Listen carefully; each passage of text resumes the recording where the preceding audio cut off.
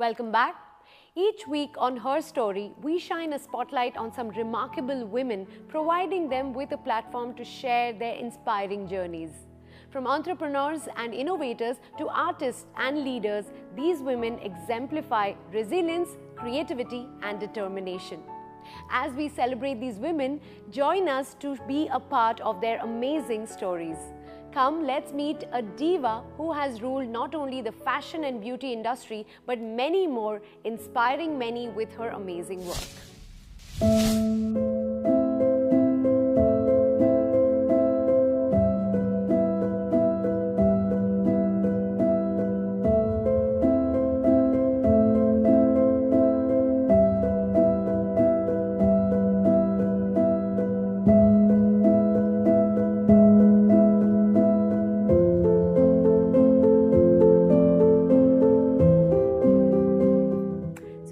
The opportunity of meeting some truly successful women on our show ZEE CONNECT in the newest segment, Her Story. And today we are joined by a remarkably inspiring guest, a powerhouse entrepreneur, a trailblazer in her industry, someone who knows how to turn her vision into reality. Nicole, we are so pleased to have you on our show today. Hi Priya Jatani, lovely to meet you too and welcome home. Thank you so much. You have a lovely house, by the way. Oh, thank you. Thank you. Right, so we're gonna get started by taking you back to your childhood and understanding what your growing up years were like. How were you as a child? I still am a child. And I'm constantly, working on my inner child issues. So, I mean, childhood is the phases of our early years, I suppose, right? So I was born in Cochin, actually, but my parents are from Mumbai, so I was brought up in Mumbai. I went to school in Mumbai. Mumbai being a rat race city and full of life and constantly moving, it sort of engraved the whole aspect of like understanding the value of time and constantly understanding the opportunity doesn't always stick around. So when it comes and knocks, you just have to jump. Yeah. So tell me something. What was that age when you thought, I want to be a model? A model. Okay. I think I started way before wanting to be a model. I knew I wanted to do something. I just had no clue. I think I must have been like 12, 13 or something of that sort. So when the family started seeing you wanting to do that, when they saw you emulating the models or the Miss India walk, did they kind of support you in doing it? Not at all. Because I come from an extremely conservative South Indian family. My father is a professional. He's an engineer. My mother, my uncles are all like professionals, doctors, surgeons, architects, lawyers. So for us, media industry was like a huge taboo no. The reputation of the media industry during those years was quite dark. And I suppose the fear of not wanting to lose a family member is what caused them to sort of be a bit more harsh and sort of stop me from being able to pursue that sort of career in media. Right. But me being me, and no one can stop me. If I set my mind on doing something, I will go out and find it myself and figure it out myself and learn it and master it and then come back and become the best there is in that industry. And that's just me. But that's my personality. I can be quite obsessive when I want to learn something. Yeah. So tell me now, let's move on to talking about your first job. When you came to Dubai, you worked for a PR agency?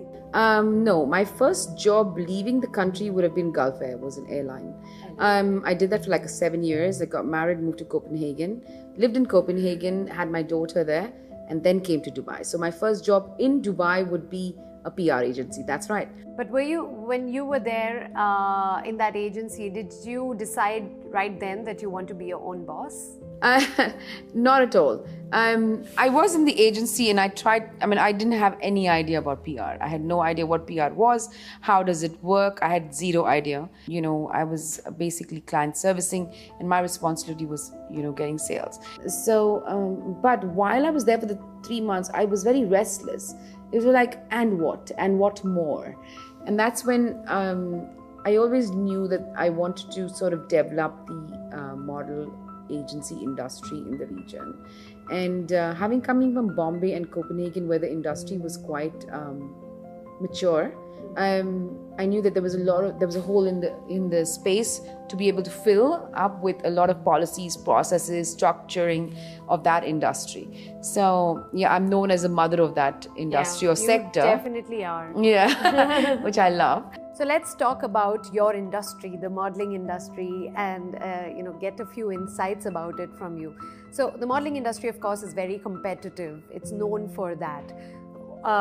Do you also find it challenging now that there are so many other players like you in the market to scout and to find new talent, emerging talent? I think it is brilliant, and I think that competition always keeps you on your edge because everybody has new ideas, and a lot of other companies have popped up, which is fantastic, and I love it. And I think that's what makes a whole segment and a sector. I don't want to monopolize the industry. I want the industry to grow because I want the region to grow. Right. It's not about me, it's about us. How can we lift the whole market in the region, right? Yes, it's true. Financially, it has been quite tough for professionals in our industry who used to do, say, let's say TV commercials and have big budgets, now are like doing smaller social media campaigns, which is much smaller, and also the remuneration for talent is also much lesser than it used to be. But that's okay. That's a time we just need to know how we sort of work with the flow of life. You have to cope up with it. Correct. Superb. Let's talk about challenges in your entrepreneurial journey and how you encountered them and how you dealt with setbacks and failures. I love challenges. It's a great saying. I remember once somebody told me, when you win, put your head down. When you fail, put your head up.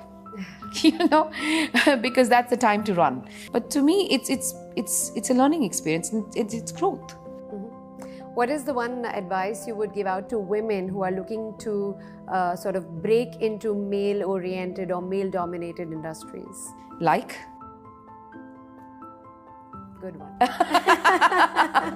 There are no more male-oriented, male-dominated industries. Women are broken into every industry. Right. Perfect. Last question, any final thoughts and advice or tips that you want to give out to women who are looking to start their own business or just doing whatever they want to do? Just start. Take the baby steps. It will fall into place. Just start with the baby steps. Just start.